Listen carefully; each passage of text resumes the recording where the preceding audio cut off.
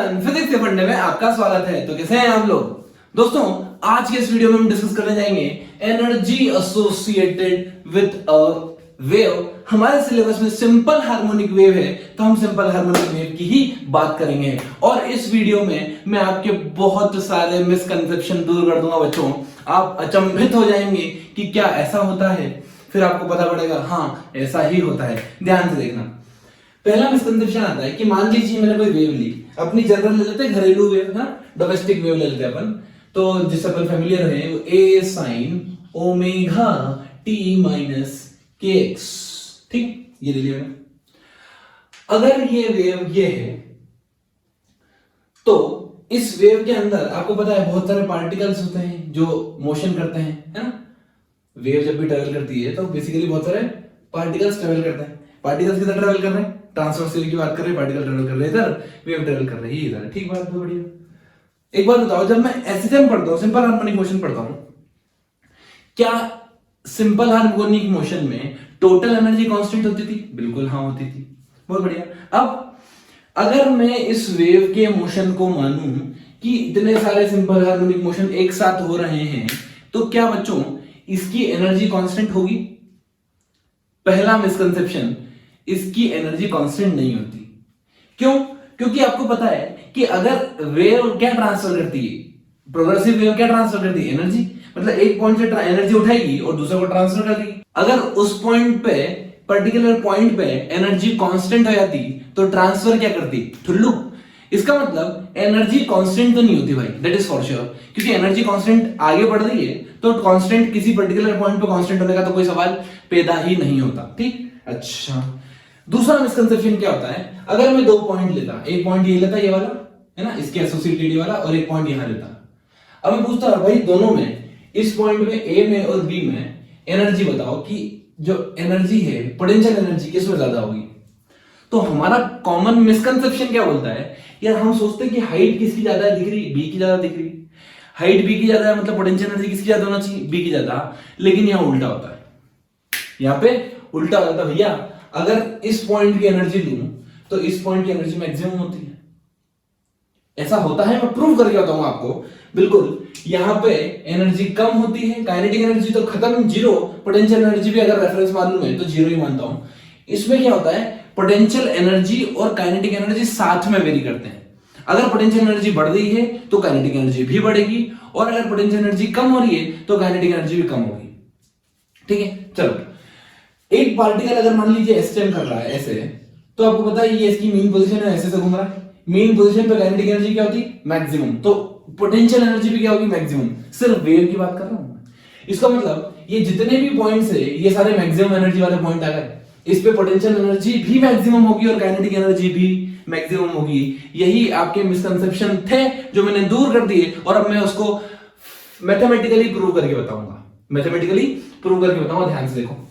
चलो, मैं मान लेता हूं कि यार किसी डिस्टेंस x पर एक छोटू एलिमेंट ले लेता हूं मैं, किसी भी डिस्टेंस x पर एक छोटा एलिमेंट ले लिया मैंने, dx, है ना। यहां से मान लेता हूं ऐसे छोटा सा एलिमेंट लिया, बिल्कुल इतना सा एलिमेंट दिख रहा है, पतला सा एलिमेंट। पहले स्ट्रिंग क्या थी? सीधी थी, तो इसकी लेंथ मैंने मान ली dx। ठीक है, पहले स्ट्रिंग कितना थी? सीधी थी, ऐसी थी ये। अब क्या हुआ, जैसे ही वेव स्टार्ट हुई तो आपको ऐसा लग रहा कि जो वेव को सीधा होना चाहिए, जो वेव को सीधा होना चाहिए वो थोड़ी सी स्ट्रेच हो गई है। समझ आ रहा है? मतलब मैं अगर इसको जूम करके बनाऊं डायग्राम, तो ये डायग्राम कुछ ऐसा बन रहा है। ये मान लिया मैंने dl और ये मान लिया मैंने dx। ठीक है, इनिशियल लेंथ क्या थी? ये, और फाइनल लेंथ क्या हो गई? ये dl हो गई। ठीक बात। चलो, अब अगर मैं पोटेंशियल एनर्जी निकालता हूं, अगर हमें पोटेंशियल एनर्जी निकालना है तो हमें एक फॉर्मूला पता होता है, change in potential energy equals to negative of the work done by internal conservative forces, right. तो मैं काम करता हूं, मैं लिखता हूं du negative of the change in potential energy equals to work done by internal conservative forces. अब work done क्या होता है? Force dot displacement. ध्यान से, डिस्प्लेसमेंट क्या होता है? Change in position. यार पहले लेंथ dx थी, अब लेंथ dl हो गई, तो चेंज कितना हुआ? चेंज इन लेंथ हुआ मेरा dl minus dx, dl minus dx, ये मेरी लेंथ में चेंज हुआ। बहुत बढ़िया। अब यार आपको दिख रहा होगा, अगर मैं इस पॉइंट पे टेंशन मान लेता हूं टी, क्या मान लिया मैंने, टेंशन मान ली टी, तो मेरा टी हो गया, टी की वैल्यू आपको पता है, T equals to under root T by mu, क्या वेलोसिटी ऑफ द वेव होता है ना। तो मैं इसको यहां से रख देता हूं, टी को टी रहने दो, अभी बाद में चेंज कर देंगे, ये हो जाएगा डीएल। ध्यान से देखना, अगर मैं इस लेंथ को मैंने dy माना, इस लेंथ को dx माना, ये dl है ना, तो पाइथागोरस थ्योरम लगाता हूं, तो ये हो जाएगा मेरे पास अंडर रूट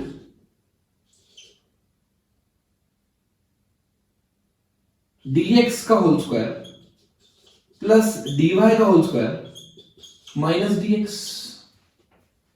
ठीक है, अब देखो एक काम करते हैं, dx बाहर निकालो, तो ये जाएगा t dx, अंदर क्या हो जाएगा under root 1 minus dy by dx का होल स्क्वायर माइनस 1। ठीक है, अब यहां पे हम लगाएंगे पाइथागोरस थ्योरम। पाइथागोरस थ्योरम बोलती है कि 1 plus x to the power n को मैं क्या लिख सकता हूं 1 प्लस nx। ठीक है, तो ये जाएगा, ये पावर क्या, इसको लिख दो पावर 1 बाय 2 है, ये पावर कितनी है 1 बाय 2। ठीक है, तो ये पावर आगे आ जाएगी, तो ये जाएगा प्लस है ना 1 प्लस, तो कितना हो जाएगा t dx 1 plus half into dy by dx the whole square minus 1। अब माइनस 1 से प्लस 1 कैंसिल, क्या बचा मेरे पास minus D U equal to एक काम करता हूं dx से डिवाइड करता हूं, ये dx से डिवाइड हो गया ना, तो ये हो गई पोटेंशियल एनर्जी पर unit length equals to t dx, t into dx तो नीचे लाई, अंदर क्या बचा 1 by 2 into del by del y by del x the whole square. ठीक है, चलो अब यार मेरे पास इक्वेशन है delta y by delta x का होल स्क्वायर करना। सबसे पहले delta y by delta x निकालते हैं, delta y by delta x कितना a साइन का cos ओमेगा t माइनस के एक्स। अब क्या करेंगे चेन रूल, ये x है तो यहाँ पे कितना आ जाएगा माइनस के, हाँ चलो अब इसको पुट करेंगे यहाँ पे, ये कितना आ जाएगा मेरे पास du by dx is equals to t by 2, t की वैल्यू पुट करते हैं, कितना हो जाएगा mu v square by 2 into dy by dx का होल स्क्वायर, मतलब ये जाएगा a square k square cos square omega t minus के एक्स। ठीक है, अच्छा अब we know that one more relation that omega by k equals to v, omega by k equal to v। तो एक काम करता हूं मैं, यहां से v स्क्वायर k स्क्वायर की जगह ओमेगा स्क्वायर लिख दो, देखो v स्क्वायर k स्क्वायर इसकी ओमेगा स्क्वायर, तो mu a square omega square cos square omega t minus के एक्स बाय 2।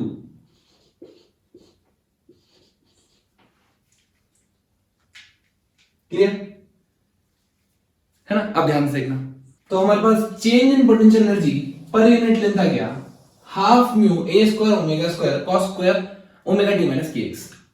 अब इस छोटे से एलिमेंट की डीएम एलिमेंट के मास की, ठीक है डीएम मास का एलिमेंट मान लिया मैंने, इसकी अगर छोटी सी काइनेटिक एनर्जी निकालूंगा तो कितना आएगा हाफ इंटू उसका छोटा सा मास इंटू v स्क्वायर। यहां पे वेलोसिटी किसकी, इस पर्टिकुलर पॉइंट पे पार्टिकल की, वेव की नहीं, तो मैं इसको लिख दूं dy बाय dt का होल स्क्वायर, है ना। चलिए अब del y by del T की वैल्यू निकालते हैं, यहां से इसको टाइम से डिफरेंशिएट करेंगे तो ये जाएगा del y by del T कितना होता है a साइन का cos ओमेगा t माइनस के एक्स, ये तो आता ही होगा है ना, चेन रूल लगाएंगे a ओमेगा आ जाएगा, तो यहां पुट कर देंगे तो ये हो जाएगा मेरे पास हाफ इंटू डीएम, डीएम की जगह रख दो म्यू डीएक्स। ठीक है, ये वन पढ़ चुके हैं, एम क्या है म्यू क्या है मास पर यूनिट लेंथ, तो total mass per total length into small length mu DX right, into ये a square omega square cos square omega t minus के एक्स, तो कितना आ जाएगा ये d के इक्वल टू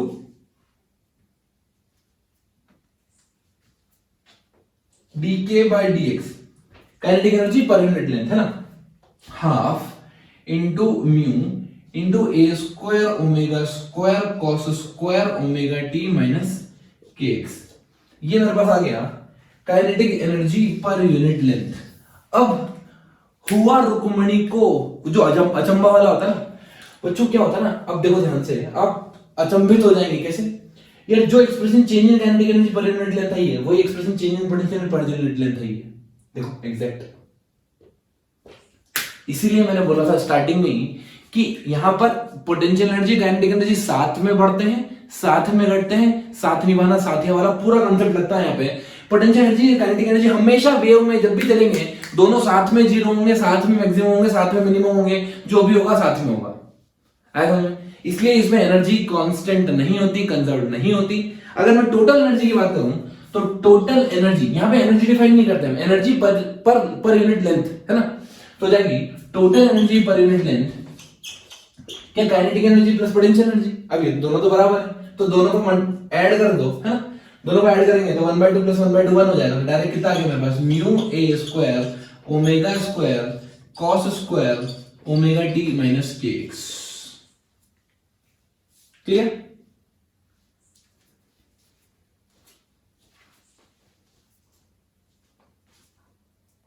चलिए, तो हमने इतना कुछ समझा, इसको आपको याद रखने की जरूरत नहीं है। मैंने ये समझाया है, फील दिलाया कि मैं जो एनर्जी का एक्सप्रेशन लिखता हूं ये आता कहां से है।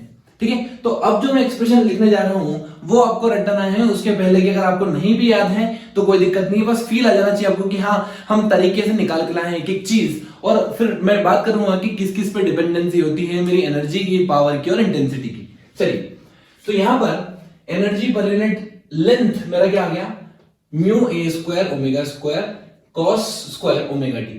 अगर मुझे पावर निकालना हो, ठीक है, क्योंकि मुझे इंटेंसिटी और पावर का काम होता है इसलिए ये इंपॉर्टेंट है, आप ध्यान रखिए। अब पावर क्या होता है, रेट ऑफ डूइंग वर्क, मतलब rate of change of energy. ठीक है, हमारे पास तो डीई बाई डी एक्स है। एक काम करते हैं, डीएक्स का मल्टीप्लाई करो, डीएक्स का डिवाइड करो। ठीक है, तो ये क्या हो गया, DE by DX into DX by D T. DX by D T क्या है, वेलोसिटी। ठीक है, तो मैं यहां रख देता हूं ये एक्सप्रेशन एज इट इज, यहां रखो mu into A square omega square cos square omega T minus के एक्स इंटू वी। वी को आगे ले जाते हो जाएगा mu V A square omega square cos square omega T minus के एक्स। ये मेरा पावर का एक्सप्रेशन आ गया बच्चों।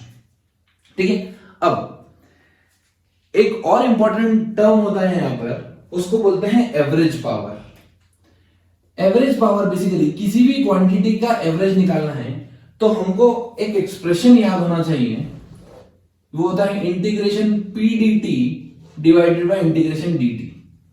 ठीक है, तो पी की जगह आप कोई भी क्वांटिटी रख दोगे तो उसका एवरेज निकल के आ जाएगा। ठीक है, मैं यहां पे एवरेज नहीं निकाल रहा हूं, मेरे को पता है कॉस थीटा साइन थीटा का एवरेज वैल्यू होती है 0 और कॉस स्क्वायर थीटा और साइन स्क्वायर थीटा की एवरेज वैल्यू होती है 1/2। ठीक है, आप भी अगर याद रखेंगे तो अच्छा रहेगा। और 12th में एसी में मैंने एवरेज निकाला बहुत अच्छे से सिखाया है, तो अगर आपको चाहिए तो आप अल्टरनेटिंग करंट में भी देख सकते हैं उसको। अब देखिए, तो एवरेज पावर में लिखता हूं, एवरेज पावर कितना हो जाएगा, mu V A square omega square इस कॉस स्क्वायर थीटा की जगह एवरेज पावर 1/2 रख रहा हूं मैं, तो this will be 1/2 mu V A square omega square. Please remember this expression, it is very very very very very very important for you. Power, अब एक क्वांटिटी होती है इंटेंसिटी, जो कि 11th में थोड़ा सा काम आएगी लेकिन 12th में बहुत ज्यादा काम आने वाली इंटेंसिटी। इंटेंसिटी होता है पावर पर यूनिट एरिया, और I can say energy per unit area per unit time. So intensity का अगर मैं एक्सप्रेशन लिखूं, इंटेंसिटी, मेरी इंटेंसिटी हो जाती है पावर बाय एरिया। अब देखो, मैं अगर एरिया से डिवाइड करता हूं यहां पे, तो ये तो एम्पलीट्यूड है, एरिया नहीं है, कैंसिल मत करना। ये मास है, इसको ऐसे लिख दूं, mass per unit length m/l into V A square omega square divided by area. ठीक है, तो एरिया इंटू लेंथ क्या हो गया, वॉल्यूम। मास बाय वॉल्यूम क्या बन गया, डेंसिटी। तो बस पूरे एक्सप्रेशन में अगर आप म्यू की जगह पर रो यूज कर लोगे तब आपकी पावर वाली एक्सप्रेशन इंटेंसिटी में कन्वर्ट हो जाएगी। ठीक है, तो दोनों एक्सप्रेशन इंपॉर्टेंट है बच्चों, आपको याद रखना है। एक और इंपॉर्टेंट चीज, जो इंटेंसिटी होती है वो प्रोपोर्शनल है ओमेगा स्क्वायर ए स्क्वायर के। This is very very important thing. Intensity किसके प्रोपोर्शनल है? Omega square into A square, A is the amplitude. काफी क्वेश्चन बनते हैं इसके ऊपर, बच्चे सिर्फ ये याद रखते हैं I proportional to A square, but वो गलत है। I proportional to omega square into A square. Frequency पे भी डिपेंड करता है बच्चों, ठीक है। चलिए अब यार इतनी जो हमने मेहनत की है अभी तक, पहले हमने क्या किया, पहले हमने पोटेंशियल एनर्जी निकाली, फिर हमने काइनेटिक एनर्जी निकाली, फिर दोनों को ऐड किया। हमने इस प्रोसेस में ये चीज सीख ली कि काइनेटिक एनर्जी और पोटेंशियल एनर्जी दोनों साथ में बढ़ती है, साथ में घटती है, क्योंकि दोनों के एक्सप्रेशन एकदम सेम आए थे। उसके बाद हम दोनों को ऐड किया, दोनों को ऐड करके बाद हमने काइनेटिक एनर्जी पोटेंशियल एनर्जी को ऐड करने के बाद हमने टोटल एनर्जी निकाली। टोटल एनर्जी से हमने निकाला पावर, पावर का हमने लिया एवरेज, एवरेज के बाद निकाली हमने इंटेंसिटी, ठीक है। तो हमारा एक्सप्रेशन आया half mu V A square omega square power का, और half rho we A square omega square intensity का, ठीक है। चलिए अब अगर मुझे पावर डायरेक्ट निकालना होता तो बच्चों एक मेथड और है जो मैं डायरेक्ट निकालना आपको सिखा देगी, अलीटर मेथड 2। कैसे? देखिए यहां पे वेव जा रही है ऐसी, तो किसी इंस्टेंट पर पार्टिकल, वेव इधर जा रही है, पार्टिकल कहां जा रहा होगा, ऊपर या नीचे? आपको पता है, आपको इसके प्रीडिसेसर पार्टिकल देखना पड़ता है। तो पार्टिकल जा रहा है नीचे, मान लीजिए टेंशन लग रहा है टी, ठीक है। टेंशन कितना मान लिया मैंने? टी मान लिया। ठो वो अब अगर मुझे पता है किसी इंस्टेंट पे पावर निकालना है, इंस्टेंटेनियस पावर, तो क्या होता है? Force dot velocity, force dot velocity, right. चलिए तो एक काम करता हूं मैं, यहां पे स्लोप बनाता हूं ऐसा। ये एंगल अगर थीटा है तो ये एंगल 90 माइनस थीटा होगा, ठीक है। तो मेरे पास क्या हो जाएगा? Force into velocity into cos, दोनों के बीच में एंगल कितना है? 90 माइनस थीटा, ठीक है। F into V into cos 90 minus theta, ठीक है। फोर्स, फोर्स क्या होता है? इसको मैं करता हूं एफ, वी क्या है? वेलोसिटी ऑफ द पार्टिकल, क्या इसको लिखता हूं? Del Y by del T. Cos 90 minus theta क्या होता है? Cos 90 minus theta tan theta होता है। अब देखो क्या असम्पशन मानने पड़ते हैं हमको। हमको पता है कि जो वी वाई होती इक्वेशन होती ए साइन ओमेगा टी माइनस के एक्स, ठीक। अगर साइन थीटा मैं एंगल बहुत बहुत छोटा मान लू तो साइन थीटा को क्या मैं tan थीटा लिख सकता हूं, है ना। Small angle approximation sin theta equals tan theta equal to theta. क्या tan थीटा को मैं स्लोप लिख सकता हूं? Delta y by delta x, delta y by delta x, ठीक है। अब देखो इस इक्वेशन से मेरे को दोनों चीज निकालनी, ये हो जाएगा फोर्स इनटू, इसको डिफरेंशिएट करो तो हो जाएगा a cos omega t minus kx into omega, ये टाइम के रिस्पेक्ट से। अब पोजीशन के रिस्पेक्ट से ये क्या हो जाएगा? a cos omega t minus kx, ये तो माइनस साइन माइनस के है ना, तो माइनस के का मल्टीप्लाई हो जाएगा। तो कितना बच मेरे पास? ये हो गया, ध्यान से देखो, F A square cos square omega T minus के एक्स इंटू ओमेगा के विद नेगेटिव साइन। ओके, अब ये मेरे पास आ गया पावर, कहीं की एक्सप्रेशन आ गई पावर की। मुझे पता है v equals to omega by k, v equals to omega by k. तो मैं k को हटाता हूं, k को हटाने पे क्या आएगा मेरे पास? k को हटाने पे आएगा F A square cos square omega T minus के एक्स इंटू ओमेगा, के की जगह रखा ओमेगा बाय वी, ठीक है। अब t ये बेसिकली फोर्स क्या? टेंशन, टेंशन v होता है under root T by mu, तो कितना हो गया? v square mu equal to tension, तो टेंशन की वैल्यू पुट कर दो, v square mu a square cos square omega T minus के X into omega square by v, एक v से एक v कैंसिल, तो मेरे पास पावर की एक्सप्रेशन आ गया, power equal to mu v a square omega square cos square omega T minus के एक्स। अगर मैं एवरेज वैल्यू लेता हूं तो फिर कॉस स्क्वायर का एवरेज कितना 1/2 हो जाएगा, राइट। तो आप देखो एवरेज वैल्यू फिर से वही आ गई, पी एवरेज मेरा आ गया half mu V A square omega square. तो आप इस तरीके से भी जा सकते हैं और इस तरीके से भी जा सकते हैं, बट पहली वाली मेथड में एक फायदा जरूर मिला था मेरे को कि काइनेटिक एनर्जी का एक्सप्रेशन देखने को मिला, पोटेंशियल एनर्जी का देखने को मिला, और ये भी देखा हमने कि हाँ यार दोनों की एनर्जी साथ में बढ़ती है, साथ में घटती है। इसका मतलब अगर मुझे कोई प्रॉब्लम ऐसा आ जाए उसमें पूछे वो कि बताओ भाई किस पॉइंट पे एनर्जी ज्यादा, ये वाले पॉइंट पे, वाले पॉइंट पे या ये वाले पॉइंट पे, तो आपको पता है ए पॉइंट पे, 1 पॉइंट पे सबसे ज्यादा एनर्जी और सबसे कम एनर्जी सी पॉइंट पे होगी, ठीक है। वहां पे एनर्जी कितनी हो जाएगी, 0। क्या ये चीज क्लियर है?